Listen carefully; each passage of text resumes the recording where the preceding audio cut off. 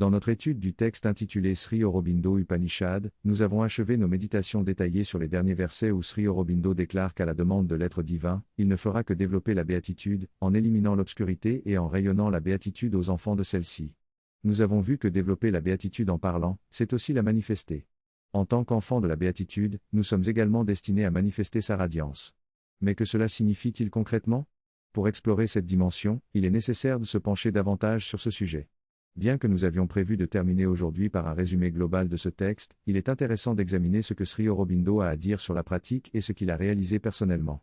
La question est abordée plus en détail dans un autre ouvrage intitulé La vie divine, en 2 chapitres. Le premier chapitre traite du problème intitulé La délectation de l'existence, et le chapitre suivant traite de la solution intitulée La délectation de l'existence. Nous sommes confrontés à la problématique de l'expérience de la béatitude divine. D'un côté, nous disons que le monde entier est né de la béatitude et en est formé, mais dans notre expérience quotidienne, nous constatons que cette béatitude n'est pas accessible et que la réalité de notre expérience quotidienne est faite de souffrances, de douleurs et même de mal, qui ne sont en aucun cas une expression de la béatitude divine. Dans le texte que nous avons étudié, cette question a été abordée de manière générale en disant que ce qui apparaît comme n'étant pas la béatitude, comme la souffrance, la faiblesse et l'ignorance, est une déformation de la béatitude, un jeu de la béatitude, et que l'âme individuelle est toujours le jouisseur divin d'une béatitude totale sous déguisement, même si la personnalité en surface semble dépourvue de béatitude. On nous dit également que si nous sommes libérés de l'ego, nous sommes automatiquement libérés de l'ignorance et, par conséquent, de la souffrance, et l'âme retrouve son caractère de jouisseur béatifique total et devient un être de béatitude. Cela semble être une affirmation simple, mais que signifie-t-elle réellement ? Il est nécessaire de comprendre la complexité du problème. Par exemple, peut-on dire que quelqu'un immergé dans la béatitude de son âme est immunisé contre la douleur physique ou la souffrance causée par une blessure ? Est-ce automatique ? Ce sont toutes des questions que Sri Aurobindo traite en détail dans ce chapitre intitulé La délectation de l'existence. En résumé, il dit que tout cela est le jeu de l'un, du Seigneur, de l'ensemble, tel qu'il se révèle à notre connaissance libérée et éclairée, du point de vue conceptuel de cet univers matériel. C'est ce qu'il développe dans ce chapitre. Avant d'aborder ce sujet plus en détail la prochaine fois, examinons brièvement ce que Sri Aurobindo lui-même a réalisé et comment il le exprime dans un poème intitulé Parabrahman. Dans ce poème, il décrit la nature de ce Brahman et affirme que le monde entier qui en est issu est une vision dans le soi des choses, auguste et donc grandement réelle. Il dit également que le Seigneur souverain de son monde intérieur n'est pas lié par ce qu'il fait ou crée, ni par la vertu ni par le péché. Il est éveillé alors qu'il dort, et lorsqu'il est éveillé, il dort.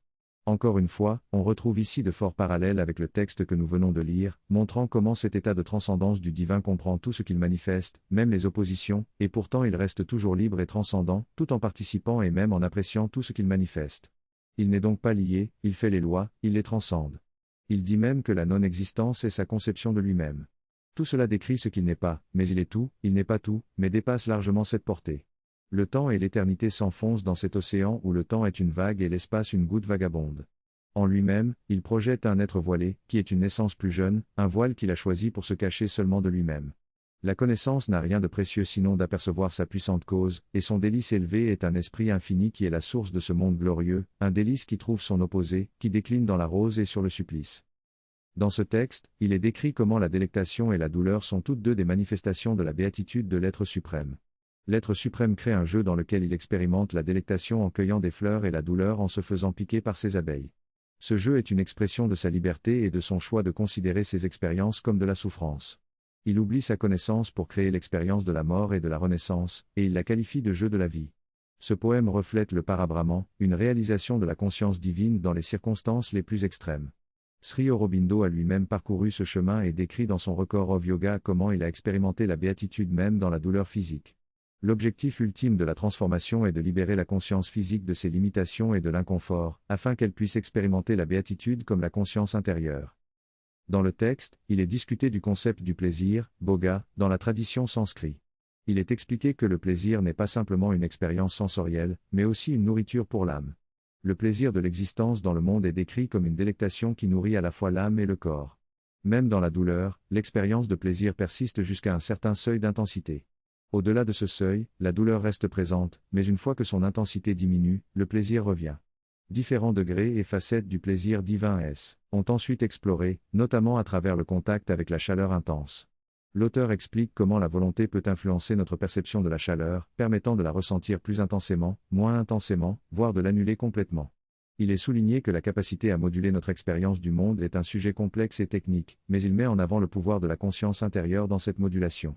L'auteur explique comment la faiblesse peut être transformée en force par le pouvoir de la volonté et comment l'ananda, béatitude, peut être étendue à toutes les expériences, même celles qui peuvent sembler négatives, comme la dépression. L'importance de la connaissance divine dans cette perception de l'ananda est également soulignée. Enfin, l'auteur mentionne brièvement un exemple où l'intensité de l'ananda est ressentie sans aucune gêne, même en cas de morsure d'une fourmi. Cela démontre comment la conscience est capable de changer sa réponse au monde à différents niveaux, jusqu'au plus matériel. Dans ces différentes expériences décrites par Sri Aurobindo, il met en avant le fait que même dans les sensations douloureuses ou désagréables, il est possible de trouver une présence divine et une expérience de béatitude. Que ce soit avec les piqûres de fourmis, la morsure d'un scorpion ou une douleur au nerf, Sri Aurobindo parvient à transformer la douleur en une expérience de félicité. Il explique que l'essence de l'existence est une joie inaliénable et que toutes les sensations extérieures ne sont que des manifestations de cette joie profonde. Ainsi, il invite à rechercher et à vénérer cette joie divine en tout. Cette perspective ouvre la voie à une compréhension plus profonde de la nature de l'existence et d'une conscience de soi infinie, indivisible et délectable. Dans ce texte, Sri Aurobindo explore la vision de l'univers à travers trois aspects, Maya, Prakriti et Lila. Il soutient que tout dépend de la façon dont nous percevons le monde. Il parle également des trois vibrations du plaisir, de la douleur et de l'indifférence qui nous permettent de reconnaître toute sensation. Il aborde ensuite le problème de la douleur dans la nature physique et affirme que même si cette douleur est plus difficile à comprendre, il y a des moments où nous pouvons transcender cette perception grâce à nos aptitudes mentales. Il mentionne également le phénomène de l'hypnose comme exemple de modification de nos réponses physiques. En conclusion, Aurobindo suggère que nos perceptions du plaisir et de la douleur sont influencées par nos habitudes et que nous avons la capacité de les modifier. Dans cet extrait, il est expliqué comment certaines personnes sont capables de ne plus ressentir la douleur grâce à l'hypnose. Lorsqu'une personne est hypnotisée, elle peut être piquée avec une aiguille sans ressentir de douleur. Cependant, une fois que l'hypnose est terminée, la personne ressentira à nouveau la douleur, à moins que l'hypnotiseur ne lui dise qu'elle ne ressentira toujours pas de douleur après avoir été réveillée. Cela montre que la volonté consciente peut également permettre de ne pas ressentir la douleur, même sans être sous hypnose. L'auteur explique que la différence entre l'hypnose et le processus yogique est que sous hypnose, on se soumet à la volonté de quelqu'un d'autre alors que dans le yoga, on se soumet à sa propre volonté supérieure. Il affirme donc qu'il devrait être possible, en théorie, d'utiliser sa propre volonté pour ne pas ressentir la douleur, tout comme on le fait sous hypnose. La clé de ce phénomène réside dans cette volonté supérieure, ou être mental subliminal, qui est le véritable maître des nerfs et du corps. Habituellement, nous vivons dans l'esprit de surface où nous ne sommes pas maîtres de nos nerfs et de notre corps. Cependant, il est possible de réveiller cet être mental subliminal et de l'amener à prendre le contrôle. L'auteur suggère que si nous pouvions développer cette capacité de contrôler nos réactions nerveuses habituelles, nous pourrions changer notre façon de ressentir et de réagir à la douleur et au plaisir. Cela nécessiterait de la discipline et de la pratique, mais il affirme que c'est possible car il l'a lui-même réalisé. En conclusion, la douleur est une force naturelle destinée à servir un but de transition dans l'évolution de la nature. Cependant, en éveillant notre être mental subliminal et en apprenant à contrôler nos réactions nerveuses, nous pouvons surmonter la douleur et atteindre une maîtrise complète de notre corps. Le recul douloureux que nous ressentons lorsque nous entrons en contact avec quelque chose de dangereux ou nuisible est une réaction naturelle de protection. Notre fragilité en tant qu'individu dans cet immense univers nous pousse à éviter tout contact qui pourrait nous endommager. Cette réaction de retrait, que nous percevons comme de la douleur, est en réalité une manifestation de notre instinct de défense contre ce qui n'est pas en harmonie avec nous-mêmes. C'est une indication de la nature pour éviter ou guérir ce qui est préjudiciable à notre bien-être. Les enfants en sont particulièrement conscients, car dès qu'ils ressentent de la douleur, ils s'éloignent instinctivement. C'est ainsi que la nature protège notre ego fragile, qui ne se développe que lorsque la vie entre en jeu. Tant que nous sommes dépendants de notre corps et de notre environnement pour connaître et agir, nous avons besoin de cette réaction de recul. Cependant, lorsque notre esprit devient libre et harmonieux avec les autres êtres et les forces universelles, la souffrance perd son utilité et finit par disparaître. Elle n'est qu'une habitude persistante de la nature, qui doit être éliminée lorsque l'âme conquiert sa dépendance à la matière et aux limitations égoïstes de l'esprit. Le texte souligne également que derrière chaque contact avec le monde se cache un principe de délice, une essence qui est parfois voilée par la douleur ou le plaisir superficiel. Cependant, lorsque nous sommes libérés de ces réactions limitées, nous pouvons accéder à cette essence profonde et vivre en harmonie avec elle. La méditation sur ces idées nous permet de découvrir la joie de l'existence et d'expérimenter le plaisir divin dans toutes les choses. Le chapitre suivant développera davantage ces concepts.